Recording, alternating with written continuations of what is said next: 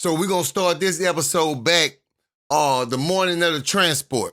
All right, let's get into it. So after they had put that whooping on Lil One, you know, Lil One had cowered in his cell for a little while, but you could see Broomfield just circling his cell. Now everybody already know what he about to try to do. He about to try to turn this little man out. So it's early in the morning and everybody just kind of hanging out they cell and shit. Boom, boom, boom. The dude who Baby Charles had a fight with yesterday that ran on Baby Charles early in the morning as soon as he caught him. He had to put Baby Charles in something serious and the boyfriend was running out of his cell. Bow! A guy out of nowhere stuck Baby Charles' boyfriend. I guess old boy had them when recruited some of the dudes that came on the transport because they was back there whooping Baby Charles and them ass. Now, because this happened on some of that activity shit, we couldn't interfere with prison politics. The only thing that we could do is try to go back there and break it up. Now, I got Honoré and them with me, but Doc had ran to his cell, so I go holler for Doc. Now, we go take off running down there, and when we get down there, one of the niggas had to stole on me. Get you out your mind. Bow. So once dude stole on me, that gave us the right to enter that fight. So me and my whole crew stumped them the fuck out early in the morning. Now, I can already tell the way this shit going, that we done just got in beef with some new enemies, cause we can see them watching us throughout the day. And they had them posseed up like a motherfucker. Now they had them calm down. So we all just sitting around cause we ain't got nothing but idle time. It's too early in the morning and the doors pop open and they bringing BTs back to the tier. You can hear little dudes whispering, man, not him. And Doc tapped me and say, well, his ass was when Beast was up in here. I'd love to see him up in here with Beast. So BTs ain't getting here but a good 5 minutes and he running up the stairs to go talk to Queen Sugar. And you can see them out there standing over the balcony just running it. They both happy to see each other.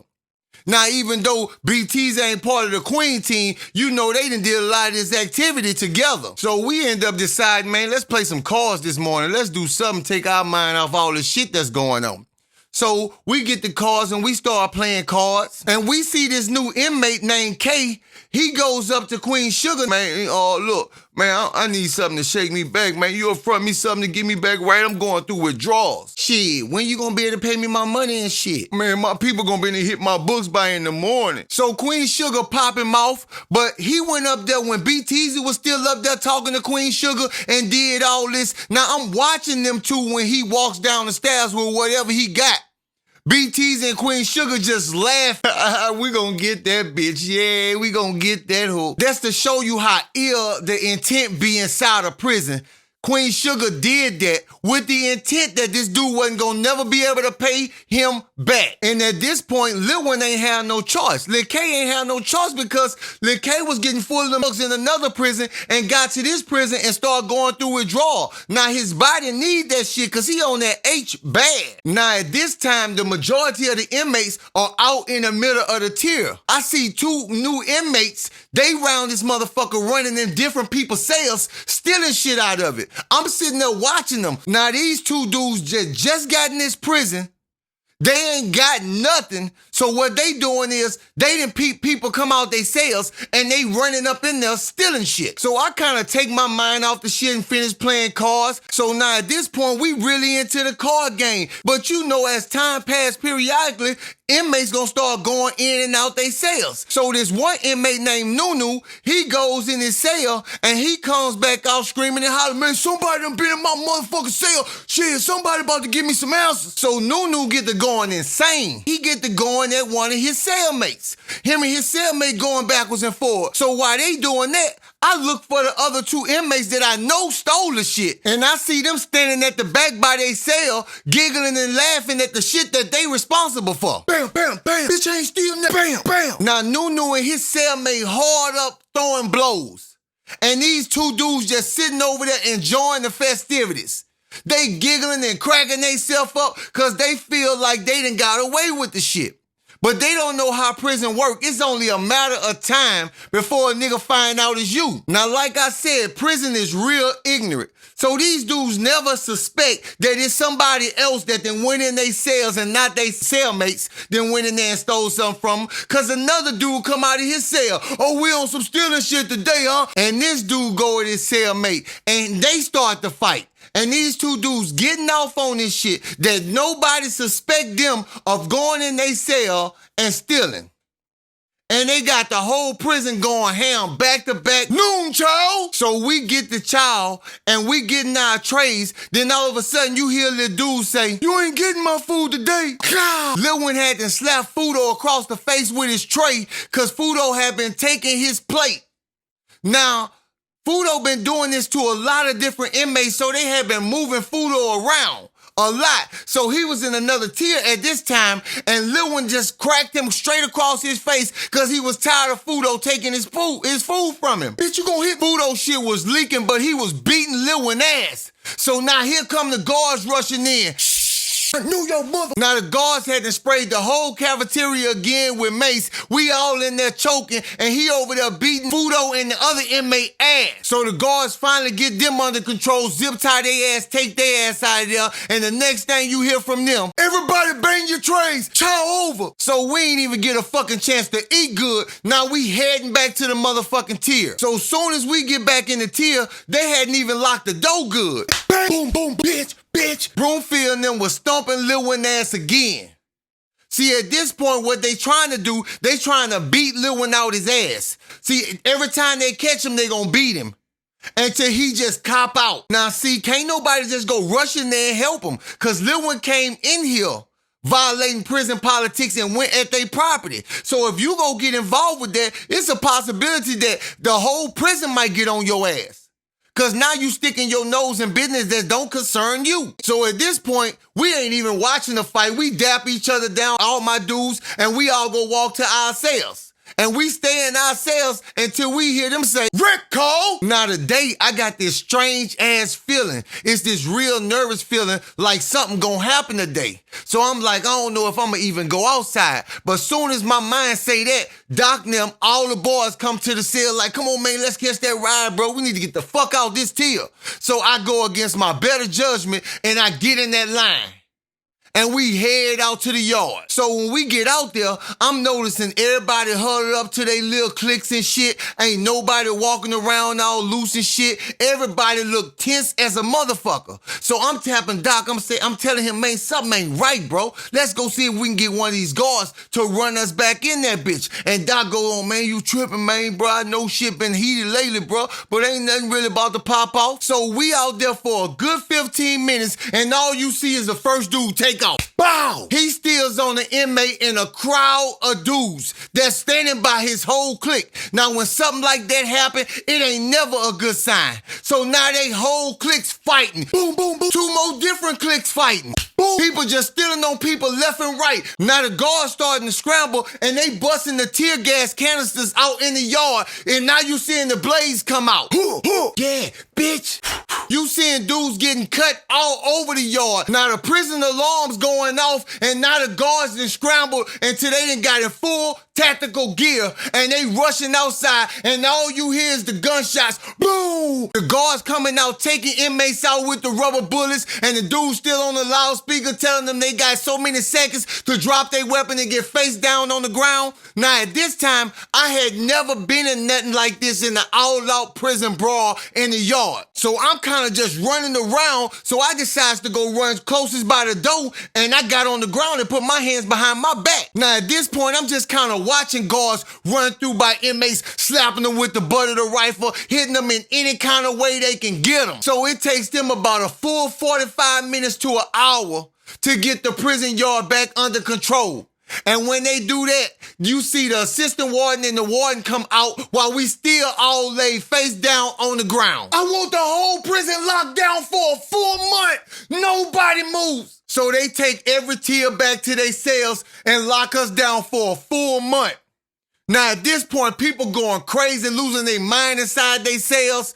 Niggas stinking because you can't take a bath for a full month. You eat, sleep, shit inside that cell for a full month. I can remember one night, an inmate committed suicide in his cell, and his cellmates hollered all night, "Guards! Guards, this dude that killed himself! Guards!" And the guards ain't come to the next morning for chow when they brought the inmate in with the bag lunches, and then they found this man and rolled him out like a piece of trash. Sleep late, lose weight. So after a whole month in our cell, we finally being released back to chow and to workforce. So when we get in carpool in detail, so much work had been backed up over that month, it was a goddamn shame. So we going backwards and forward to different jobs trying to catch up on this work. It's so much work, everybody in there sweating, everybody stressed and aggravated, and about 3 hours into the workday, the door pop open and it's Sergeant Larry. And he point at Mitch. Hey, you, come here. So now, at this point, we all done talked about this, and the little dude, Mitch, he a funny little dude, and we all love him in carpool and detail. So when he take Mitch out of here, we all get together and said, fuck it, today is the day. Now, the plan was, instead of a bunch of inmates doing what they think we gonna do, is go in there and hurt Sergeant Larry. Everybody came up with the plan. We gonna go get the warden and let the warden catch him in the act. Now, as soon as we hear the door close to the shop, we all run to the shop and we make sure Sergeant Larry going into his regular routine.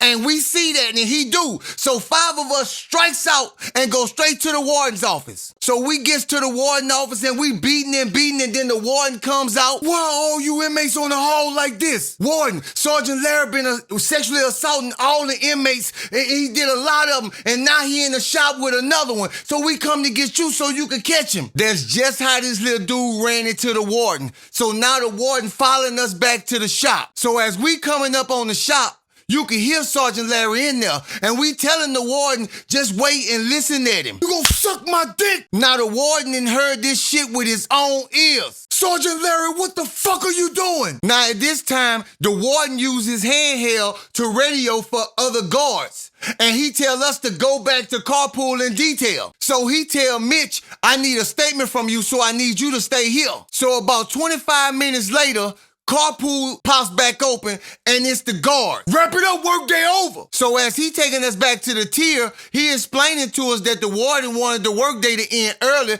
because of the shit that's going on with Sergeant Larry until he sort that out. So we all get back in the tier and they locks us in there. But we don't stay in there long. The guards start coming back, pulling us out the tier one by one. So finally, they coming for me. But when they came for me, BTZ had just caught one of the little dudes in his cell that was stealing. So as I'm walking out the tier, I say, Lieutenant Nolan, what's going on? All I know is the warden told me to take you over here. So we walking and walking and walking. Then all of a sudden I look at Lieutenant Nolan and say, why the fuck am I going to PC?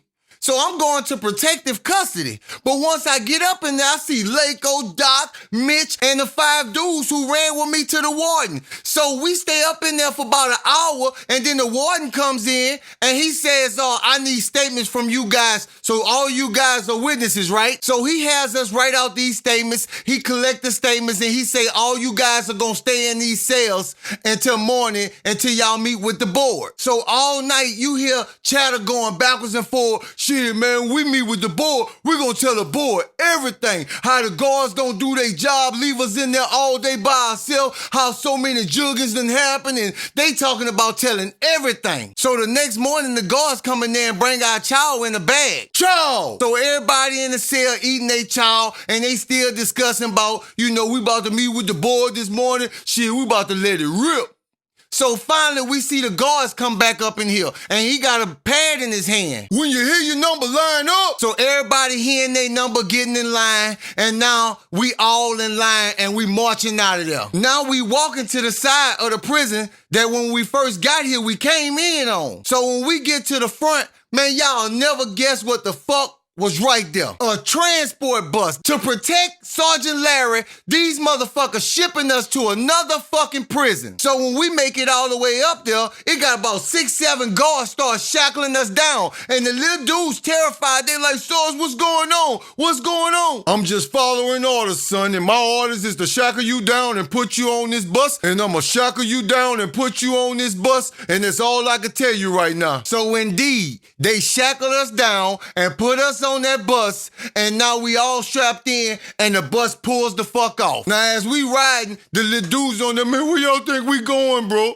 Where y'all think we going? Shut the fuck up. So now we riding and riding and riding until finally we come to this big old stupid ass prison on all this fucking land. Now, when we finally do pull up through the fucking gate, everybody on the bus start panicking because we got 2 guards and 5 fucking inmates waiting on us to receive us off the bus. That ain't never a good sign. So when they first take us in, they take us into the first small building. It's like a big old fucking bathroom, and they tell us to strip down. And we strip down and give them our clothes, and they give us our other prison issue clothes. And when we come out the shower, at this point is when we knew this was the other warden's plan the whole time. Cause they reaches our sacks with all our shit from our old cells already packed in there. Line up, y'all gonna do screening. So when I get the screening, I'm looking around and this bitch is packed. Look like this is a prison for prisoners who done caused problems at other prisons. Now this the first prison I ever been to. They got a full psych building for inmates with mental illness. And I'm talking about these ain't mental illness like they just slow. I'm talking about these inmates are thrown the fuck off. So the nurse that's doing my screening, she doing my screening and we go through that and she talk to me, she say, you seem like you ain't even supposed to be up in here. So I give her the whole little rundown of why I'm in here. You know, I told her that I've been to prison before that. And then I tell her why I'm back in prison this time. So she tells me, yeah, I'm looking at your file and you've been sent here because you was a level 3 threat and you among the worst of the worst. So now I'm thinking to myself, man, it don't fucking pay to try to do the fucking right thing in this world. So I'm headed to the back of this prison with a whole different mind mentality. Now we all walking, we still together at this point. So when we get to the halfway point, he tells me and Lako, y'all going to J-Dome, and he takes Doc and the other inmates to a different side of the prison. Now I'm back in another fucking dorm. All over again for trying to do the right shit. So when you first walk into this dorm, you have to pass through the guard block. And then you come on the outside of the guard block and there's another door. So before this guard even takes us towards the dorm, he stops in the guard block and put on a fucking vest. Now me and Lako looking at each other like, man, what the fuck kind of shit is this? Move out! Now from the guard block to the dorm, it's about 25 yards apart. So that'll take us exactly about 3 to 4 minutes to get to the dorm. Now I'm gonna stop this episode here because I'm gonna come back with a catch-up episode because I gotta give y'all the whole rundown of the layout of the dorm and the operation of the guards in the prison because each prison is different. Now I ain't got nothing but 11 more months total time to do before I go home.